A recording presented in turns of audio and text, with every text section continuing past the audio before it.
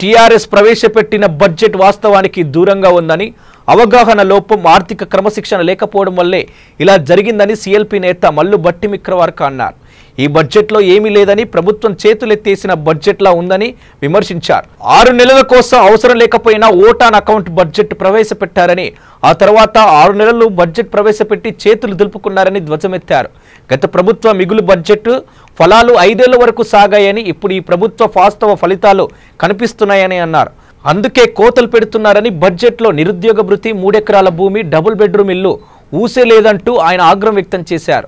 శ్రీపాద ఎల్లంపల్లితో హైదరాబాద్కు నీళ్లు తెచ్చింది కాంగ్రెస్ అని, కానీ కేసీఆర్ గొప్పతనంగా చెప్పుకుంటున్నారని మల్లు మండిపడ్డారు. కాళేశ్వరం ప్రాజెక్టులు కాంగ్రెస్ నిర్మిస్తే జలకళ అని టీఆర్ఎస్ ప్రచారం చేసుకుంటుందని భట్టి విక్రమార్క ఆరోపించారు. 20% తేడా అనుకుంటే అదొక 36,000 కోట్ల రూపాయలు, అంటే దాదాపు 66,000 కోట్లు తేడా ఒక్క సంవత్సరం బడ్జెట్ లోనే మనకి స్పష్టంగా కనిపిస్తాం. 1,82,000 కోట్ల రూపాయలు ఓటాన్ అకౌంట్ బడ్జెట్ లో యాక్చువల్స్ వచ్చే వరకల్లా 66,000 కోట్ల రూపాయల తేడా కనపడేటట్టుగా స్పష్టంగా కనిపిస్తుంది ఈ బడ్జెట్. ఇంత భయంకరంగా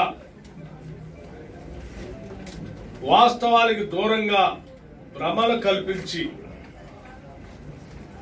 అద్భుతాలు చేస్తున్నాం, గ్రోత్ బ్రహ్మాండంగా ఉందని చెప్పి మాట్లాడినటువంటి ముఖ్యమంత్రి గారికి వారి పరిపాలన వలన, ప్లానింగ్ లేకపోవటం వలన, ఆర్థిక క్రమశిక్షణ లేకపోవటం వలన, అవగాహన పరిపాలన రాహిత్యం వలన అంతిమంగా రాష్ట్ర ప్రభుత్వం ఎదుర్కొంటున్నటువంటి సమస్య. మొదటి 4-5 సంవత్సరాలు ఉమ్మడి రాష్ట్రం నుంచి రాష్ట్ర విభజన జరిగిన తర్వాత గత ప్రభుత్వాలు వేసినటువంటి పునాదులు, ప్రణాళికల చేత మిగులు బడ్జెట్ తో వచ్చిన రాష్ట్రం వాటి ఫలితాలు మొదటి 5 సంవత్సరాలు చూశాం.